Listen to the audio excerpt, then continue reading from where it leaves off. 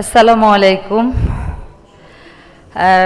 Address করতে মানা করছে, কিন্তু থ্যাঙ্কস তো দিতেই হবে, যেহেতু আমি সাবেক পরিচালক, কিছুটা তো এক্সপিরিয়েন্স রয়ে গেছে। হ্যাঁ, থ্যাঙ্কস, মানে আন্তরিক কৃতজ্ঞতা, ধন্যবাদ এই কমিটির। রিপিট করব না, ওই যেটা বললো বাজেটের কথা। আমি একসময় ডাইরেক্টর ছিলাম, 2 বছরে আমাদের সাব কমিটি থেকে শুরু করে সেটা মনে হতো যে মিটিং না জানি আমরা গেছি সেরাটন সোনারগাঁ দিয়ে খাওয়ার যেত, যা এই কালচারটা চেঞ্জ হয়েছে। মূল যেটা আমার যেটা চাওয়া, এই কমিটির কাছে আশা করতেছিলাম, প্রচুর কাজ করতেছে, এটা বলে শেষ করা যাবে না যেহেতু সময় অল্প।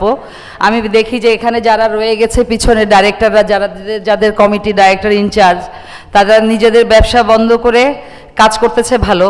গতকালকে একটা জিনিস আমার চোখে পড়লো, সেটা হচ্ছে যে এই যে আমাদের যে মেসেজগুলো যায়, রিহাবে নিজস্ব তো একটা গ্রুপ আছে হোয়াটসঅ্যাপ, এর বাইরেও অনেক তথ্য আদান প্রদান হয়।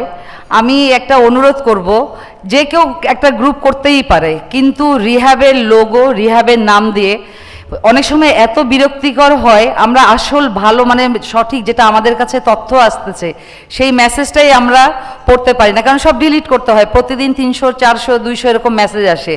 আমাদের মনে হয় এই মুহূর্তে 14টা 15টা গ্রুপ রয়ে গেছে। কেউ গ্রুপ করলে পরে রিহাবের লোগো, রিহাবের নামটা বাদ দিয়ে করতে পারে। যেমন আমাদের একটা রিয়েল এস্টেট ক্লাব আছে, হতেই পারে রিয়েল এস্টেট হাউজিং, এটা হতেই পারে, কিন্তু রিহাব দিয়ে, রিহাবের লোগো দিয়ে যেগুলো আছে, আমি আশা করব এটাকে মানে নির্দিষ্টভাবে এরকম এজেন্ডা করে হোক বা বোর্ডে ডিসিশন নিয়ে, পরিচালনা পর্ষদ ডিসিশন নিয়ে করবে, এটা দিয়ে আমাদেরকে মুক্তি দিবে, আমরা তাহলে সঠিক তথ্যটা পাবো সময় মতন। আর একটা বিষয় নিয়ে আমি কথা বলতে চাই, সেটা হচ্ছে দেখেন, ওই আপা বলল, আমি তাকিয়ে দেখতেছি পিছনে যে বোর্ড রয়ে গেছে, আমরা সব সময় বলি, আমরা আমাদের পরিবার থেকে শুরু করে আমরা নারীদের সম অধিকার ঠিক বলবো না, আমি সমযোগ্যতা সবসময় বলি। আমি একটা কথা সবসময় বলি, আমরা নারীরা আমরা সম অধিকার চাই না, আমরা সমযোগ্যতায় আপনাদের সাথে কাঁধে কাঁধ মিলিয়ে কাজ করতে চাই।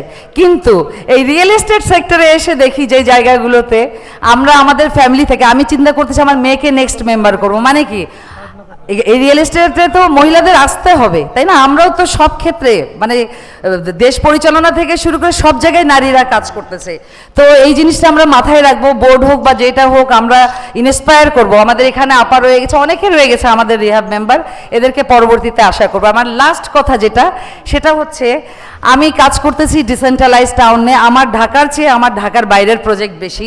ঢাকায় প্রজেক্টে কাজ করতে গিয়ে যেটা হয়, এই যে শেয়ারিং, যেটাই যে শেয়ারিং দিয়ে গ্রুপে আসে বা আমরা দেখি ইউটিউব ফেসবুকে দেখি, এটাকে ইন্সপায়ার করা হচ্ছে বিভিন্ন চ্যানেল, বড় বড় চ্যানেল, একদম আমি নাম ধরে বলতে চাচ্ছি না, মেইন স্ট্রিমের প্রথম 1 থেকে 5-7 পর্যন্ত এই চ্যানেলরা এটাকে এক ধরনের অ্যাডভার্টাইজ, আমি জানি না হয়তো বা পেট্রোনাইজ করে বা বড় অঙ্কের একটা বাজেট দেয় তাদেরকে, এইভাবে যে ইন্সপায়ার করে, এই যে আমরা যে কাজ করি কিভাবে, আমরা তো, আমি মহিলা মানুষ, আমি পাথর কেনা থেকে শুরু করে আমি বালি কেনা, আমি নিজে সবসময় ইনভলভ থাকি, কিন্তু যে অ্যাডগুলো যায় সেটা কিভাবে এটা পাবলিশড হয়, এটা আমি আশা করব আমাদের যে বর্তমান কমিটি খুব ভালো কাজ করতেছে, ওনারা এটা দেখবে। শেয়ারিং এতে গভর্নমেন্ট রাজস্ব হারাচ্ছে, আর আমরা যারা সত্যিকার অর্থে বিজনেস করতেছি তাদেরকে এমনভাবে মোটিভেশন করা হয়, এমনভাবে বলা হয় ল্যান্ড কিনবো একসাথে, তারা ধীরে ধীরে করতেছে। আমি একটা সার্ভে করে দেখছি, মিনিমাম যদি 100টা প্রজেক্ট হয়ে থাকে শেয়ারিংয়ে, হয়তো বা 5-7টা ওরা ঠিক মতন হ্যান্ডওভার করতে পারছে, ওদের বিভিন্ন রকম প্রবলেম হবে। কিন্তু যেহেতু ডিসিশন একটা গভর্নমেন্ট নিচ্ছে যে নেক্সটে রিহাবের মেম্বার না হলে পরে, যেহেতু রিয়েল এস্টেট ব্যবসা করতে এক ধরনের প্রতিবন্ধকতা আসতে পারে, আমি যদি ভুল না বলি, এরকম একটা আইন আসতে যাচ্ছে, সেক্ষেত্রে এটা অবশ্যই দেখবে শেয়ারিংয়ের ব্যাপারটা। আর আমরা যারা ঢাকার বাইরে কাজ করি, ঢাকা, আমি আমার প্রজেক্ট রয়ে গেছে শ্রীনগর, কেরানীগঞ্জ, এর বাইরে আমি যে প্রজেক্টগুলো করতেছি গোপালগঞ্জ, নীলফামারী, রংপুর, সৈয়দপুর, এই জায়গাগুলোতে গিয়ে কোনো নিয়ম নেই।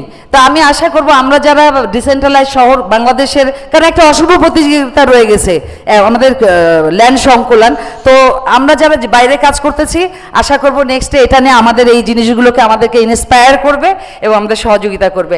অসংখ্য ধন্যবাদ।